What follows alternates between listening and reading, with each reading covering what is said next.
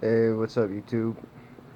I've gotten a lot of responses um, from both my videos, the response video and my original testimony video for Bigfoot. Uh, so I think I'm gonna do a few quick answers here. You guys had a lot of questions about the evidence video on my YouTube page. Uh, I'll start by saying the last figure, it's at the 518 mark. Uh, I don't know what that creature is. I have no idea. That was actually caught near the porthole. Um, I'm not sure. It's a clear little four-legged something. It almost looks transparent. You can see the eyes, the mouth. Um, One lady said it looked like a reptilian dinosaur. I have no idea. I just tell you what I catch. There was a lot of issues with the where I was actually photographing a new tree break about 9 foot up in a tree, and I photoed that. But while I was photoing that, off to the left, I caught what I believe is a Sasquatch walking away. Totally accidental. It didn't even know it was there. Good 60, 70 yards walking out in the left-hand direction. I did zoom that in so everybody could see that. And some people, oh, well, Bigfoot wears shoes. Oh, well, those are pants. And let me tell you what, that picture shows nothing about shoes. Um, Also, if you look at the way we walk, I encourage you right now, get up out of your chair, walk to the refrigerator, and see how you walk. This Sasquatch picked up its leg, and it had that slight, or more than slight, knee bend when it was walking. The gait was totally different. You could see it on the right leg, and then farther down the video, it's around a 318 mark. Because I was clicking away, caught a couple photos. He was actually, or she was swinging her other leg out, the left leg, and you could see the right leg now fully down to the ground, not bent backwards or anything like that. People say, well, that's pants, or that's whatever, because it's shiny, the glimmer from the sun. I believe it's hair.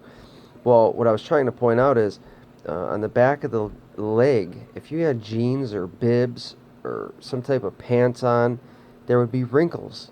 It would be, you could see like the crevice, the crack on the back of your leg, the bend, the little, whatever it is right behind your knee. If you zoom in and look at that photo, it's fully uniform.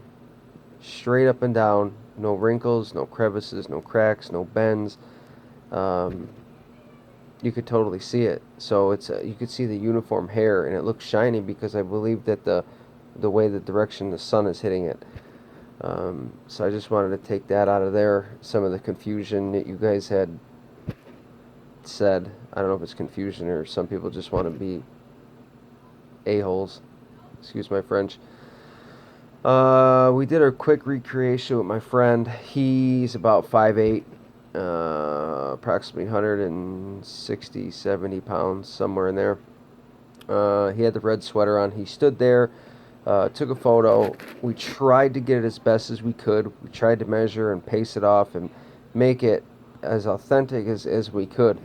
It took some time. What we came to figure out is by using certain measurements and the height and the branches and everything, the being the Bigfoot, I can't say exactly, but we came up with 7'11". So if you give or take 6 inches there, so it's either a little taller or a little shorter. If you gave it a 6-inch margin for error. I think that would be fair. But still, that's tall. I mean, basketball players are that tall, but they're not out there walking through the woods. And it's very rare you see somebody that's, 7'4", 7'5", you know, nowadays anyway, unless they are basketball players. Um, so, I can tell you it's not a human. We actually got a track off of that. It was the smaller track. It was a 16-inch cast uh, from it. So, I mean, everybody wants to downplay, oh, that's not it, or downgrade, or say you're a liar, or, I don't know why they're like that. I, I don't really care. I'm just showing you what I have.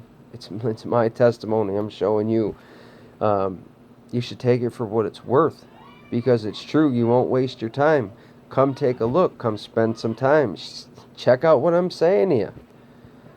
No, but you guys want to sit at home, sit behind your computers, and bash everybody. And you know why that is? Because it's all about money. All about jealousy and money. Two things. You want to make the money, and you're the one that's not finding the Sasquatch. Right or wrong? I hope everybody out there in YouTube land agrees with me, because I know I'm right, and I'll finally say it. Nobody wants to say it. I've watched 1,000 of your videos since I started researching now on YouTube, probably. What happens? Everybody's fighting and bickering and yelling. Everybody lost their sense of the common goal. I just don't understand. And then when somebody comes out with it and finally proves it, instead of everybody backing them, what do? Bash and badmouth and fight and argue and sue. And why? Because you didn't find it? Your group didn't find it? Your group should jump over there and say, hey, let's back them. Let's check all this out. Let's move forward. Let's be part of it. If Bob finds it and Jim's group don't find it, Jim's group's pissed off, and then they go say, oh, that's BS. You didn't find anything. Oh, let's debunk all of that. Well, instead of Jim's group really analyzing it, taking a real close look at everything and backing Bob's group, or I'm just using these names for whoever, so nobody get offended. They don't do that. I don't understand. It's all got to be jealousy and money, But there's no reason to be jealous when you could go to that researcher and say, hey, can we clarify some things? Can we research your research? Can we double check everything? Can we go through it? Like I said, it's all about money.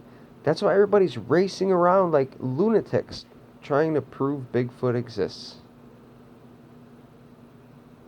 Well, I know they do. I mean, yeah, I'd like to prove it. Am I going to become a billionaire from doing it? Probably not. Don't care. But everybody will know that they exist. You see my pictures, you see my photos. They're not, some are grainy. I can't tell, hey, Bigfoot, stop for a minute so I can photo you. I can't, you can't do that. You're in a natural environment that our eyes have to compensate for and everything, So you take the photos the best you can. Some are grainy, some are not. Like the one I caught in the tree. That's neither here nor there. But I'm trying to explain some of the things that people were griping about. Well, I didn't understand this or I didn't understand that because they watched one video and not another, or nobody cares. That's what it seems like. I don't know what happened to America, but 90% of people want to bash you instead of join you or try or whatever. Like I said, my goal is to prove it to America, to the world, just like everybody else. The research is mine, the data is mine, it's nobody else's. The cameras are mine, everything I have to do. I got a few friends that help me out, they're involved, they're quiet about it, they're not telling nobody, so, those are people you can trust. Nowadays, it seems like you can't trust anybody, but, hey, I just feel bad for the people that have to be so negative and bash everybody. Can you tell me why you do that, please? I don't know why you do that. You know, it doesn't make me mad. What pisses me off is that they just, I think, do it on purpose, or they're jealous, or whatever it may be. You know, if somebody was interested, in instead of being so jealous or hurtful, or whatever they gotta say, they don't call to team up or PM you to team up with you, or hey, can I come check that out? Why don't you come check it out? Why don't you come spend some time up here? You know what I mean? I'll split a hotel with you. Come up for 2 weeks. I'll pay for a week, you pay for a week. That's how honest I am. Yeah, you can rent your car or whatever, bring all your equipment. That gives you 2 good weeks.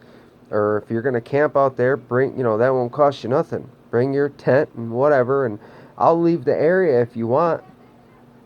I will freely leave. I will leave you there and come back daily. Then you tell me what you caught. Because I don't have to lie. I don't have to hide. I don't have to be that guy that's, oh, I got a secret. Don't tell nobody. Don't tell them I got this and I got that, but you can't know. You know what I mean? Like, why does the industry even try to do that? I mean, are they trying to just build it on money? Like, I'm going to actually call something out right now. Like this Finding Bigfoot, Boogerfoot show, whatever they call it. All that is for TV. You know, this Matt Moneymaker guy. What kind of research is that? You know, I think he's had a sighting in his life. I really do. I think he's seen them. You know, the only I like Renee. She's actually honest and straightforward, but she's over the top because she believes nothing almost. I mean, it would have to literally come up and smack her in the face with a Jack Link sausage for her to believe. Bobo, he's just laid back. He's had his sightings. He's a cool dude. Technical and any other skills, I don't know if he has it, but he fits the part. But the money making guy, like I said, I'm sure he's had a sighting or 2 or 3, but it's turning to money for him. He's on TV. That's what all these guys want to get. Money, TV shows, travel, and then when you meet them in person, they're uppity, they're snooty, they're rude, they think their shit don't stink, and they don't even really have any evidence besides some hoops and hollers and wood knocks that are probably the old moonshiners down in the holler knocking back to them.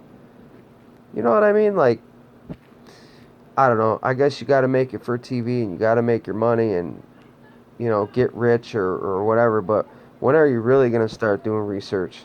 You've been doing this 25 years and you don't have any proof. You don't have a photo. You don't have, a track. Yeah, they show other people's, but I've never heard Moneymaker come out and say, look, here's my tracks I found. Nah, he goes home and sits in his hot tub and, whatever. Come on, man. You got to see through all that. The other guy I actually like, I'm drawing a blank on his name right now. He's probably the most honest. He's out there. He knows they exist. He'll follow up with people. He'll go check out your trackways, castings, all that stuff. He's good.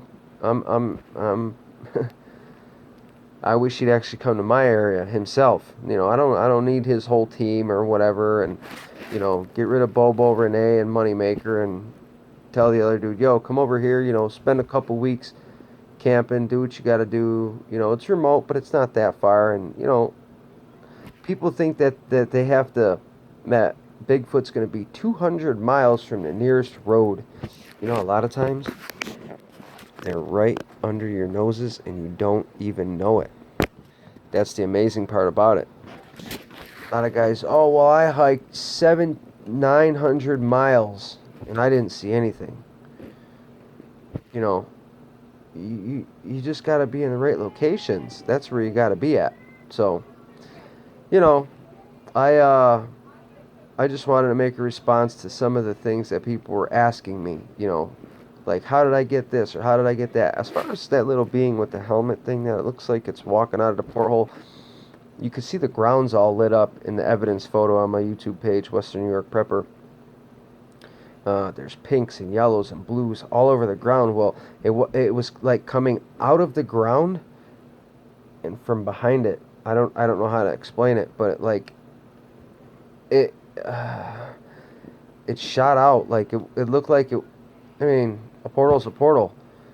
I don't know what to say, but that's what it looked like. That's what intrigued me to take the photo in that direction was the light. So I snipped like 3, click, click, click, and that's what I ended up getting. So when I got home and I zoomed all the way in, you could see the being walking. I'm going to try to get better evidence, obviously, get these cameras out here, do everything I can do. I'm not like rich like Moneymaker. I can't go buy all this equipment. And that's the thing. I don't even think he buys that equipment. I don't even think he owns it himself. That dude is as fake as a $1 bill, I don't know. But I just wanted to put something out there so you guys know where I'm coming from, that I'm legit, that any one of you can come and check it out. I'll join your podcast. I'll talk to you. Now, here's the thing. If one group of guys is mad at you and I go on your podcast or whatever it is, or we talk, or that group's going to get mad at me just for talking to you. I'm not like that. I don't play this baby game bullshit. If I want to talk to A, B, C, D, E, F, and Z, I will talk to everybody. You can't tell me who I can and who I can't talk to and what's going on, and you know what I'm saying? So if I'm friends with Team A and Team B, just because you guys don't like each other, that doesn't mean I'm a bad guy.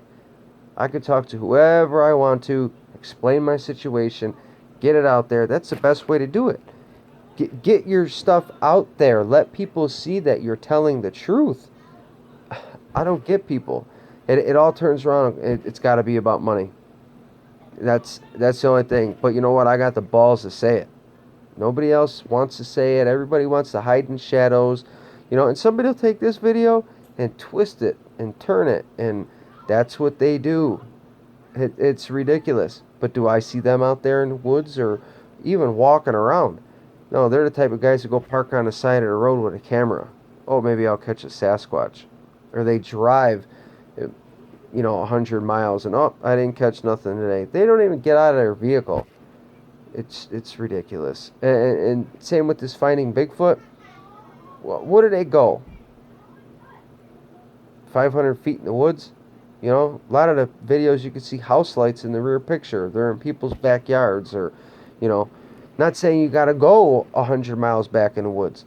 But, get a little distance off the road when you're taping your video show that you're getting rich off of not finding a damn thing. And you wonder why nobody wants to watch it. I don't know. I'm just being honest, And then Spike TV had that $10 million gig, and you got the guy at the Sierra. And you know what? That Sierra guy, that Shmeha Justin guy. My gut tells me I believe him. I don't know why. Just some of his detail, some of his story, I believe.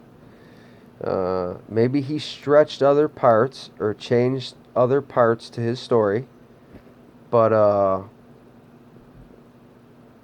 I believe he shot something that day, and something changed him inside, and I can see it. And that's what happens when you witness these Sasquatch. Something inside you changes, and I believe him. So, too bad he couldn't have found it. This other guy, Dick Ryder, they call him. I don't know his name. Dyer. You could see nothing's changed with that guy. You can see it's fake. You can see there's nothing real about his whole gig. You'll know. When I can see it, I can tell that gut instinct, that reaction, that when somebody's really had that sighting, you could see it in them. Something changes. They're different. Um, because it's such a shock and traumatic impact. It's an event that to their life. You're taught all this stuff in school and evolution and all these things, and then you see this thing and it flips everything upside down. I don't know. So even the people that are ready for a sighting and they're out there gung ho and I'm gonna get a sighting, when it happens, you're not gonna be ready because you're gonna see what it does to you and it's gonna affect you even worse. You'll end up being one of these people that run around like a nut job trying to find it because you won't get over it. So I feel bad for the people that are unwary, that have no idea or aren't researchers or just campers that run into it. How traumatic it is to them. Because like me, it bothered me for a while. The past 2-3 years have been a whole new experience when you start thinking about everything and you know but I just wanted to put this out there. It's Christmas time, not much going on, so keep PMing me and we'll go from there. All right? Thumbs up. Later.